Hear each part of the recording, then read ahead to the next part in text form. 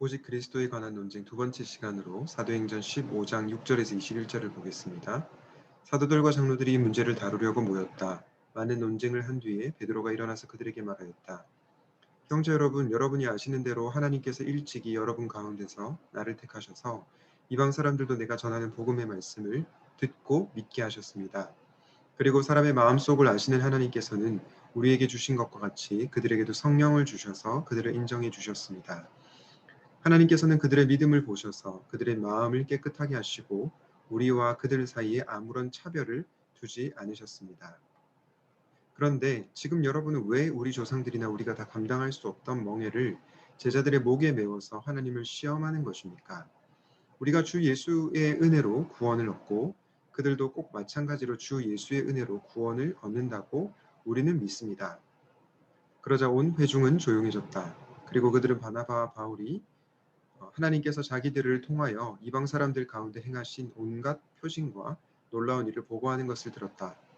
바나바와 바울이 말을 마친 뒤에 야고보가 대답하였다. 형제 여러분, 내 말을 들어보십시오.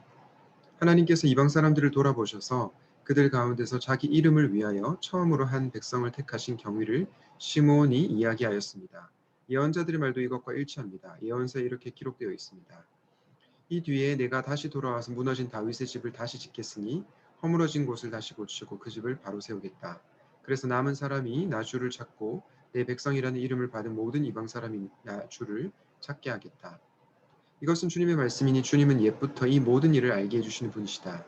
그러므로 내 판단으로는 하나님께로 돌아오는 이방 사람들을 괴롭히지 말고 다만 그들에게 편지를 보내서 우상에게 바친 더러운 음식과 음행과 목매어 죽인 것과 피를 멀리하라고 하는 것이 좋겠습니다.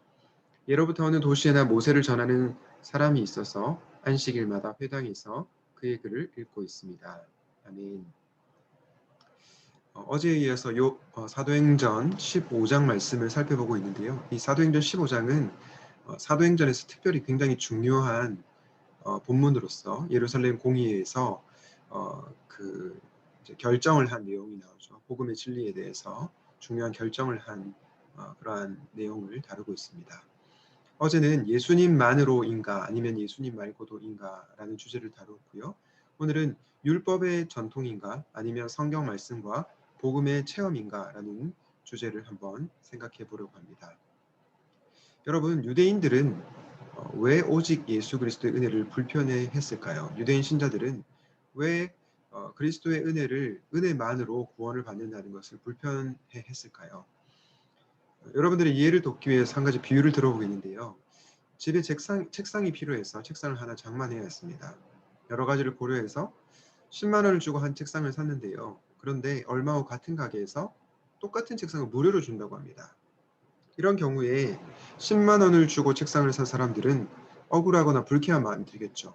왜냐하면 자기가 그것에 대한 대가를 치렀기 때문입니다.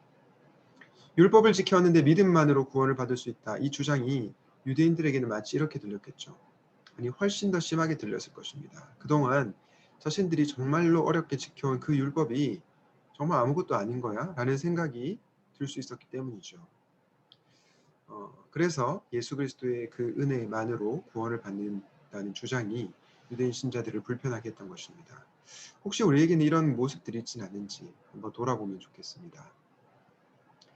여러분, 율법과 율법주의를 우리가 구분해야 할 필요가 있는데요. 여러분, 유대인들이 율법을 지킴으로써 구원을 받는다, 할례를 받음으로써 구원을 받는다라는 주장이 잘못됐다고 얘기했죠. 그러나 우리는 오해해서는 안 됩니다. 율법 자체가 나쁜 것은 아닙니다. 율법주의는 나쁘지만 율법은 좋은 것이죠. 율법의 세 가지 기능을 제가 지난번에 여러분들에게 나눈 적이 있는 것 같은데요. 율법에는 거울의 기능, 제갈의 기능, 그리고 램프의 기능이 있습니다. 거울의 기능이 어떤 것이 있습니까? 죄를 깨닫게 해주는 기능이 있죠. 또한 율법에는 제갈의 기능이 있습니다. 죄를 억제하는 기능이 있고요. 마지막으로 램프, 삶의 방향을 비추는 기능, 우리가 어떻게 살아가야 할지를 잘 보여주는 그러한 램프의 기능이 있습니다. 이런 점에서 율법은 좋은 거죠. 그러나 율법주의는 나쁘다는 거죠. 율법주의가 무엇입니까? 율법을 지킴으로써 구원을 받는다고 하는 것. 내가 한 공로로, 그리스도의 공로가 아니라 내가 한 공로로 구원을 얻으려는 그 시도는 잘못했다는 것입니다. 그러므로 우리는 율법과 율법주의를 날카롭게 구분할 수 있어야 되겠습니다. 여러분들에게 이런 질문을 드리고 싶어요. 여러분은 성경 말씀과 복음의 체험이 있습니까? 율법주의에 빠진 사람들은요, 규칙을 세우고 규칙을 잘 준수하지만 자유롭지 못합니다. 그리고 자신이 정말로 하나님께 구원을 받을 수 있을까 늘 불안해하며 살아가죠. 또한 완고해서요, 다른 사람들을 늘 판단하고 정죄합니다. 반대로 성경 말씀과 복음의 진짜 체험을 한 사람들 어떻습니까? 우선 나 자신이 기쁨과 자유의 감격이 있는 거죠. 그리고 나아가 다른 사람들을 사랑으로 섬기고요. 다른 사람들을 판단하거나 정죄하지 않습니다. 주님의 시선으로 바라보게 되는 거죠. 저는 우리 샘물 청년의 여러분들이 율법주의에 빠지는 것이 아니라 성경 말씀과 복음의 체험을 꼭 경험할 수 있으면 좋겠습니다. 율법주의가 나쁘고 또 오직 예수 그리스도 은혜로 구원을 받는다라는 말씀을 나누었는데요. 마지막으로 우리 한 가지 더 생각해 볼 것이 있습니다. 사도행전 15장 19절부터 20절에 보면요. 야고보가 이렇게 얘기를 합니다. 그러므로 내 판단으로는 하나님께 돌아온 이방 사람들을 괴롭히지 말라. 어떻게 괴롭히지 말라는 것입니까? 예수 그리스도의 은혜만으로 구원을 받는데 할례를 받아야 한다. 혹은 모세 율법, 모세의 규례를 지켜야 된다. 이런 주장을 하면서 이방 사람들을 괴롭히지 말라는 거죠. 그러나 20절에 이렇게 얘기합니다. 다만 그들에게 편지를 보내서 우상에게 바친 더러운 음식과 음행과 목매어 죽인 것과 피를 멀리하라고 하는 것이 좋겠습니다. 왜 이런 말을 했을까요? 유대인 신자들을 배려한 거죠. 유대인 신자들이 이방인 신자들이 오직 예수 그리스도 은혜만으로 구원을 받는다는 그 사실만 받아들이고 더러운 음식과 음행과 목매어 죽임과 피를 멀리하지 않는다면 유대인 신자들은 실족하게 되는 거겠죠. 그렇기 때문에 이 유대인 신자들을 배려해서 예수 그리스도의 은혜의 복음에 있어서는 흔들림이 없지만 공동체의 덕을 세우기 위해서 이런 조치를 취한 것입니다. 상당히 야고보가 지혜롭죠. 예를 들어서 이런 것이 있을 수 있겠습니다. 여러분, 술 마시면 지옥 가나요? 술 마시면 구원 못 받나요? 절대로 그렇지 않습니다. 술을 마셔도 구원 받을 수 있죠. 그것은 이제 진리의 문제가 아닙니다. 그러나 중요한 것은 무엇입니까? 내가 술을 마심으로 공동체에 어떤 사람이 실족하게 된다면, 그것으로 인하여서 마음의 어려움을 겪게 된다면 그것을 멀리하는 게 필요한 것이겠죠. 공동체의 덕을 세우기 위해서요. 이렇게 우리는 복음의 정신을 훼손하지 않으면서도 또한 공동체의 덕을 세우기 위해서 어떤 결정을 해야 될지를 지혜롭게 분별해야 하는 것입니다. 바라기는 샘물 청년의 공동체가 정말로 복음에 있어서는 흔들림이 없고 그러나 복음이 아닌 비본질적인 부분에 있어서는 지혜를 발휘해야 하는 것. 특별히 나의 유익과 나의 만족을 위해서 다 즐길 수 있다 이렇게 하지 마시고요. 공동체의 덕을 세우기 위해서 내가 절제할 수 있는 것은 절제하고 다른 사람들을 배려하는 아름다운 샘물 청년회가 되시기를 바랍니다.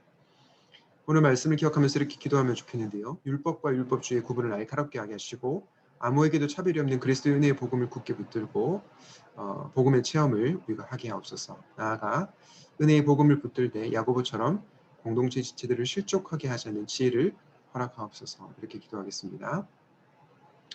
하나님, 우리가 율법주의에 빠지지 않게 하시고 율법의 좋은 점을 잘 받아들이기를 원합니다. 무엇보다 율법의 전통에 빠져 있는 것이 아니라 성경 말씀과 복음의 그 감격을 누리는 저희들이 되게 하여 주시옵소서. 다른 사람들을 정죄하지 않게 하시고 사랑으로 섬길 수 있게 하여 주옵소서. 하나님, 그러나 우리에게 지혜가 필요합니다. 나에게 유익하다고 죄가 아니라고 함부로 내가 판단하고 행동하는 것이 아니라 공동체의 덕을 세우기 위해서 어떠한 결정을 해야 할지 어떠한 삶의 선택을 해야 될지를 분별할 줄 아는 성숙한 샘물 청년회가 되게 하여 주시옵소서. 이 모든 말씀을 예수 그리스도 이름으로 기도하였습니다. 아멘.